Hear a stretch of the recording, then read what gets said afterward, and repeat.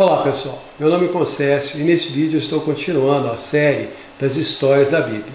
Na última nós lemos Gênesis 1 e 2, a história da criação da terra e do homem. Hoje nós vamos ler Gênesis 3 e 4, a história da queda do homem e a história de Caim e Abel. Gênesis 3, versículo 1. Ora, a serpente era o mais astuto de todos os animais do campo que o Senhor Deus tinha feito. Esta disse a mulher: é assim que Deus disse, não comereis de toda a árvore do jardim? Respondeu a mulher à serpente: do fruto das árvores do jardim podemos comer, mas do fruto da árvore que está no meio do jardim, disse Deus, não comereis dele, nem nele tocareis, para que não morrais. Então a serpente disse à mulher: certamente não morrereis, porque Deus sabe que no dia em que comerdes desse fruto, os vossos olhos se abrirão e sereis como Deus, conhecendo o bem e o mal.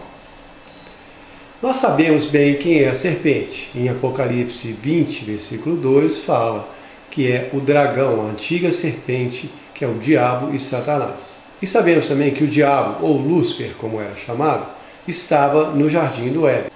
Em Ezequiel 28, 13 a 15 fala: estavas no Éden, jardim de Deus. Tu eras querubim da guarda ungido. Perfeito eras em todos os teus caminhos, desde o dia em que foste criado, até que se achou iniquidade em ti. Como se achou iniquidade nele? A história é assim. O diabo, a serpente ou Lúcifer, estava no jardim como querubim da guarda e via o homem desfrutando de tudo que Deus deu a ele. O homem tinha tudo, tinha todo um mundo à sua disposição, sem dor, sem maldade, sem sofrimento. Ele dominava sobre tudo, e isso incomodou muito Lúcifer, porque apesar dele ser um querubim ungido, perfeito em todos os seus caminhos, ele não tinha um mundo só para ele. Então ele ficou com inveja, sentiu injustiçado e decidiu tomar do homem o domínio sobre a terra. Mas ele não podia tirar a força, porque foi Deus que tinha dado ao homem. Então ele tinha que fazer o homem dar esse poder a ele. E a única maneira era fazer o homem se submeter a ele, obedecendo a ele e acreditando nele. Como diz em 2 de Pedro 2,19, de quem o homem é vencido, do mesmo é feito escravo. Quando o homem se submeteu ao diabo, ele se tornou escravo dele, lhe entregou o poder sobre toda a terra. Eu falei nisso no vídeo A Irritante Exclusividade do Cristianismo, vocês podem assistir depois. E por que o diabo foi tentar a mulher e não o homem? Porque o homem estava no jardim com Deus há mais tempo. Ele se encontrava com Deus no final do dia e eles conversavam. Deus trouxe os animais até Adão para ele dar o nome a cada um deles. Adão sabia muito bem o que ele podia fazer e o que ele não podia fazer. Ele tinha um relacionamento mais íntimo com Deus. Mas a mulher era recém-chegada, tinha acabado de ser criada e era muito mais fácil de ser enganada. Então, no versículo 6, vendo a mulher que aquela árvore era boa para se comer e agradável aos olhos e árvore desejável, tomou do seu fruto e comeu, e deu também ao seu marido, e ele comeu. Nesse versículo tem um fato muito interessante, que é o dilema da história de Adão. Quando ele viu a sua mulher comendo o fruto proibido, ele podia ter rejeitado o fruto, denunciado a mulher e a serpente a Deus e se livrado. Mas ele amava muito a Eva. Era a mulher que Deus tinha feito para ele. E quando ele viu o que estava acontecendo, ele decidiu que o que quer que fosse acontecer com ela, ia acontecer com ele também, porque ele amava muito ela. Continuando no versículo 7, então foram abertos os olhos de ambos e conheceram que estavam nus. Cozeram, pois, folhas de figueira e cingiram-se.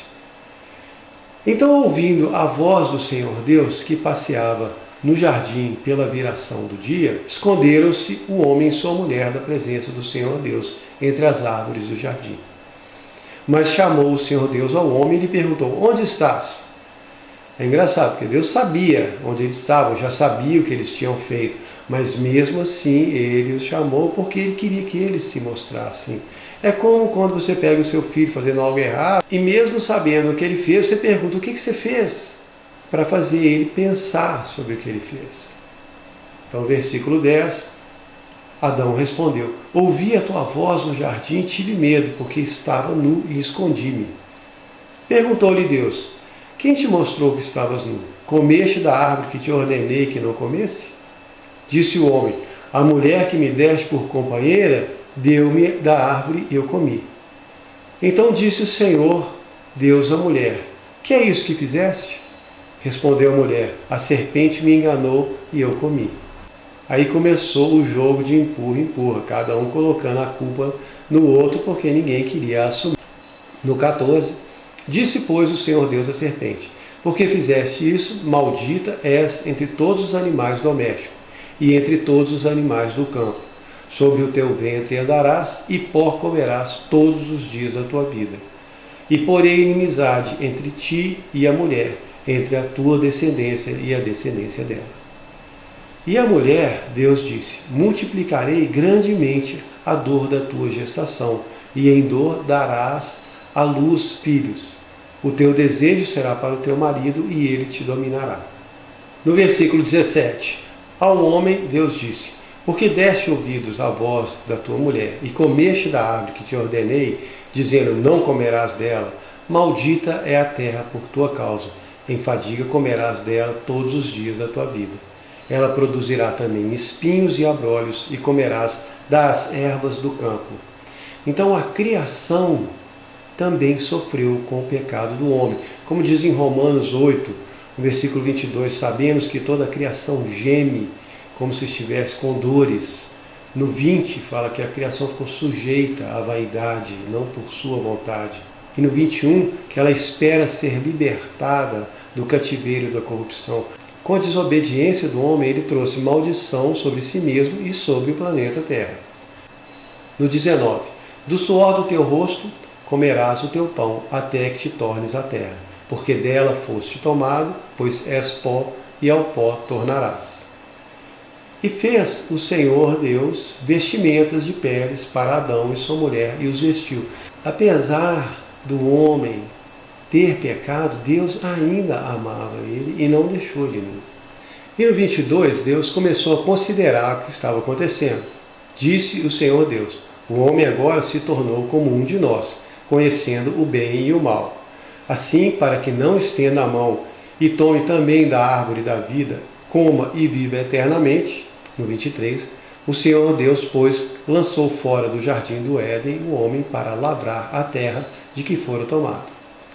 Deus não expulsou o homem do jardim porque ficou com raiva dele, mas foi obrigado a tirá-lo de lá por causa da árvore da vida. Se o homem comesse do seu fruto, ele ia viver para sempre. 24. Havendo lançado fora o homem, pôs querubins ao oriente do jardim do Éden e uma espada flamejante que se revolvia por todos os lados para guardar o caminho da árvore da vida. Quer dizer, Deus colocou guardas e um campo de força para proteger o jardim. E aí terminou o capítulo 3. No capítulo 4 agora começa a história de Caim e Abel.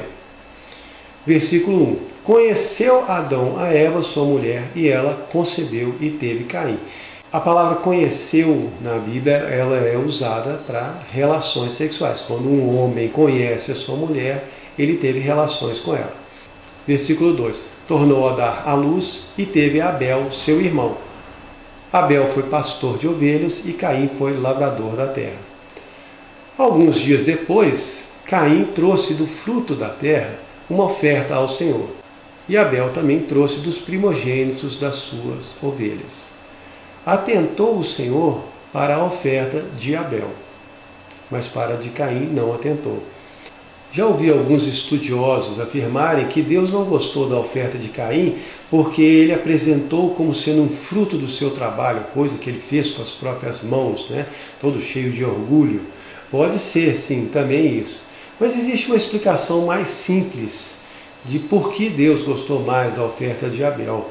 Porque aquele primeiro cordeiro que foi ofertado por Abel já estava representando o Cordeiro de Deus que ia ser ofertado muitos anos depois pelos pecados de toda a humanidade. Em Apocalipse 13, 8, fala que o Cordeiro foi morto desde a fundação do mundo. Deus já sabia de tudo o que ia acontecer. Então, quando Deus viu aquele cordeiro, ele gostou mais daquela representação na oferta. Então, no versículo 5, mas para a oferta de Caim, Deus não atentou, e Caim irou-se fortemente, descaiu-lhe o semblante, ele ficou zangado, emburrado. E no 6, o Senhor disse: por que tiraste Porque te descaiu o semblante? Um ponto importante aqui é que muitas pessoas falam que o pecado original afastou o homem da presença de Deus. Mas nós vemos claramente aqui Deus conversando com Caim, normalmente. No 7, Deus fala para ele, se você procede bem, se você age bem, você não é aceito. Mas se não age bem, o pecado está à porta do seu coração e o desejo de pecar, mas você tem que dominá-lo. Então Deus explicou ali logo no começo como funciona. O pecado vem, você fica com aquela vontade, mas você tem que dominar. Muitas pessoas, quando ouvem falar de pecado e desejo, já misturam a coisa toda. E se você tiver algum tipo de dúvida nesse sentido, assista o vídeo O Pecado e também o vídeo sobre o sexo, para você entender melhor essa questão. E no versículo 8, disse Caim a seu irmão Abel, vamos ao campo. Estando eles no campo, Caim se levantou contra o seu irmão Abel e o matou. E no versículo 9, disse o Senhor a Caim, onde está Abel, o teu irmão? Mais uma vez, Deus sabia onde o Abel estava, mas ele estava perguntando porque queria que o Caim falasse. Como quando Jesus encontrou o cego Bartimeu, em Mateus 10, 46 a 52, no versículo 51, ele chega para o Bartimeu e pergunta, o que queres que te faça? Claro que ele sabia que o Bartimeu queria ser curado, mas ele perguntou, Deus sempre quer conversar conosco, quer nos ouvir, ele quer nos fazer pensar. E aí o Caim respondeu, não sei, por acaso sou o guardador do meu irmão? E Deus disse, o que fizeste? A voz do sangue do teu irmão clama a mim desde a terra. Agora maldito és desde a terra que abriu a boca para receber das tuas mãos o sangue do teu irmão. E Deus agora amaldiçoa Caim por ter matado o seu irmão. No versículo 12, quando lavrares o solo, não te dará mais a sua força, fugitivo e errante serás pela terra. Mas essa maldição foi tão forte para o Caim, que ele disse no versículo 13, maior é o meu castigo do que eu posso suportar. Hoje me lanças da face da terra, e da tua presença eu me esconderei.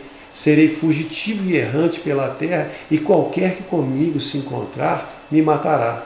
Aí o Senhor disse, portanto, qualquer que matar Caim, será vingado 7 vezes. E pôs o Senhor um sinal em Caim, para que não ferisse quem quer que o encontrasse. Deus, nesse momento, está protegendo Caim. Apesar de tudo, ele ainda mostra o amor dele ao Caim. No 16, então saiu Caim da presença do Senhor e habitou na terra de Nod, ao oriente do Éden. Conheceu Caim sua mulher e ela concebeu. Bom, aí tem gente que pergunta, mas não era só Adão, Eva, Caim e Abel? Em Gênesis 5:4 fala que Adão gerou também filhos e filhas. E eles podiam ter relações entre eles porque Deus permitiu para exatamente que a humanidade frutificasse e multiplicasse. E aí no versículo 18 começa a lista da genealogia de Caim, os seus descendentes. O mais interessante é que 5 gerações depois de Caim, o seu descendente Lameque, que tinha 2 mulheres, chega um dia em casa e fala, ouvi vós mulheres de Lameque, escutai as minhas palavras. Matei um homem por me ferir e um rapaz por me pisar. Se Caim foi vingado 7 vezes, com certeza Lameque será 77 vezes. Só que isso não foi Deus que falou, isso quem falou foi Lameque. Mas por que essa história está contada na Bíblia? Qual é a utilidade disso? É que nesse momento o homem começou a criar a sua própria justiça, com base na comparação que ele faz com outras pessoas. Como Paulo disse em 2 Coríntios 10, 12, os que se comparam consigo mesmo estão sem entendimento. É o que acontece com frequência no mundo de hoje. As pessoas se medem umas com as outras e se comparam umas com as outras. E a partir daí elas estabelecem padrões para a sua própria justiça e para o que elas acham que é certo e errado. Uma pessoa fala, eu sou boa, eu nunca matei, nunca roubei. Na verdade, ela está se comparando com alguém pior do que ela. É o que nós fazemos com frequência. Para nos justificar os nossos erros, nossas ações, nós escolhemos sempre pessoas de padrões mais baixos para nos compararmos e nos sentirmos melhor. Mas a verdade é que você tem que se comparar com Deus. E aí acabou, você vê quem você realmente é. E para concluir, versículo 25, tornou Adão a conhecer sua mulher, E ela teve um filho, a quem pôs o nome de Sete, e a Sete nasceu um filho, a quem pôs o nome de Enos. E foi nesse tempo que os homens começaram a invocar o Senhor. Foi na época de Enos, o neto de Adão, que os homens começaram realmente a buscar Deus no seu coração, a clamar a Ele, invocar a Deus. E aqui nós terminamos Gênesis 3 e 4. Espero que vocês tenham gostado. Muito obrigado.